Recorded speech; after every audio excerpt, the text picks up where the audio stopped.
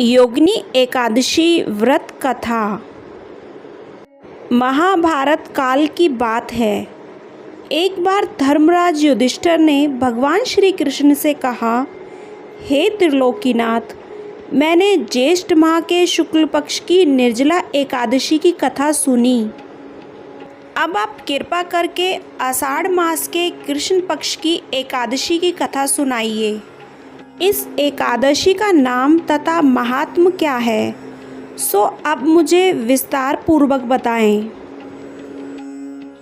श्री कृष्ण ने कहा, हे पांडुपुत्र, आषाढ़ माह के कृष्ण पक्ष की एकादशी का नाम योगिनी एकादशी है। इस व्रत से सभी पाप नष्ट हो जाते हैं। यह व्रत इस लोक में भोग तथा परलोक में मुक्ति देने वाला है। हे धर्मराज, यह एकादशी तीनों लोकों में प्रसिद्ध है। इसके व्रत से सभी पाप नष्ट हो जाते हैं। तुम्हें मैं पुराण में कही हुई कथा सुनाता हूँ, ध्यानपूर्वक श्रवण करो। कुबेर नाम का एक राजा अलकापुरी नाम की नगरी में राज्य करता था। वह शिव भक्त था। उनका हेममाली नाम का एक यक्ष सेवक था जो पूजा के लिए फूल लाया करता था। हेममाली की विशालाक्षी नाम की अति सुंदर स्त्री थी। एक दिन वह मानसरोवर से पुष्प लेकर आया, किंतु कामासक्त होने के कारण पुष्पों को रखकर वह अपनी स्त्री के साथ रमण करने लगा। इस भोग विलास में दोपहर हो गई। हेममाली की राह देखते देखते जब राजा कुबेर को दोपहर हो गई तो उसने क्रोधपूर्वक अपने सेवकों को आज्ञा दी कि तुम लोग जाकर पता लगाओ कि हेममाली अभी तक पुष्प लेकर क्यों नहीं आया है। जब सेवकों ने उसका पता लगा लिया तो राजा के पास जाकर उन्होंने बताया कि हे राजन, वह हेममाली तो अपनी स्त्री के साथ रमण कर रहा है।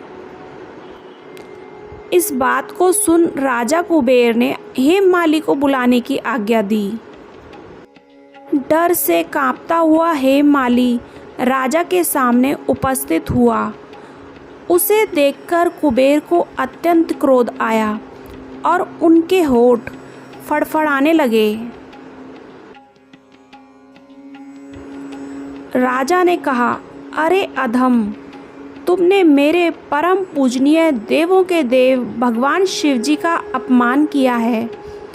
मैं तुम्हें श्राप देता हूँ कि तू स्त्री के वियोग में तड़पे और मृत्यु लोक में जाकर कौड़ी का जीवन व्यतीत करे।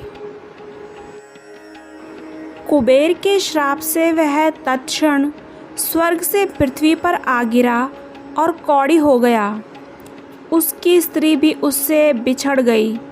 मृत्यु लोक में आकर उसने अनेक भयंकर कष्ट भोगे, किंतु शिवजी की कृपा से उसकी बुद्धि मलिन ना हुई और उसे पूर्व जन्म की भी सुध रही। अनेक कष्टों को भोगता हुआ तथा अपने पूर्व जन्म के कुकर्मों को याद करता हुआ वह हिमालय पर्वत की तरफ चल पड़ा। चलते चलते वह मार्कंडेय ऋषि के आश्रम में जा पहुंचा। वह ऋषि अत्यंत वृद्ध तपस्वी थे। वह दूसरे ब्रह्मा के समान प्रतीत हो रहे थे और उनका वह आश्रम ब्रह्मा जी की सभा के समान शोभा दे रहा था।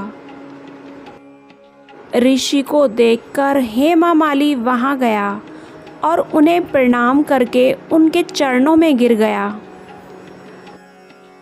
हेममाली को देखकर मार्कंडेय ऋषि जी बोले, तूने कौन से निष्कृष्ट कर्म किए हैं जिससे तू कौड़ी हुआ और भयंकर कष्ट भोग रहा है।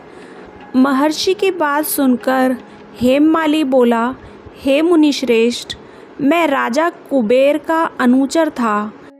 मेरा नाम हेममाली है और मैं प्रतिदिन मानसरोवर से फूल लाकर शिव पूजा के समय कुबेर को दिया करता था, परंतु एक दिन पत्नी रमण के सुख में फंस जाने के कारण मुझे समय का ज्ञान ही नहीं रहा और दोपहर तक पुष्प ना पहुंचा सका।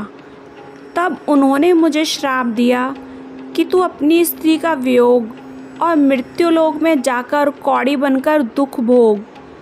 इस कारण मैं कौड़ी हो गया हूँ तथा पृथ्वी पर आकर भयंकर कष्ट भोग रहा हूँ। अतः कृपया आप कोई ऐसा उपाय बताइए जिससे मेरी मुक्ति हो। मार्कंडेय ऋषि ने कहा, हे हेममाली, तूने मेरे सम्मुख सत्य वचन कहे हैं, इसलिए मैं तेरे उद्धार के लिए एक व्रत बताता हूँ। यदि तू आषाढ़ माह के कृष्ण पक्ष की योगिनी नामक एकादशी का विधान पूर्वक व्रत करेगा तो तेरे सभी पाप नष्ट हो जाएंगे। महर्षि के वचन सुनकर हेममाली अति प्रसन्न हुआ और उनके वचनों के अनुसार योगिनी एकादशी का विधान पूर्वक व्रत करने लगा। इस व्रत के प्रभाव से अपने पुराने स्वरूप में आ गया और अपनी स्त्री के साथ सुखपूर्वक रहने लगा।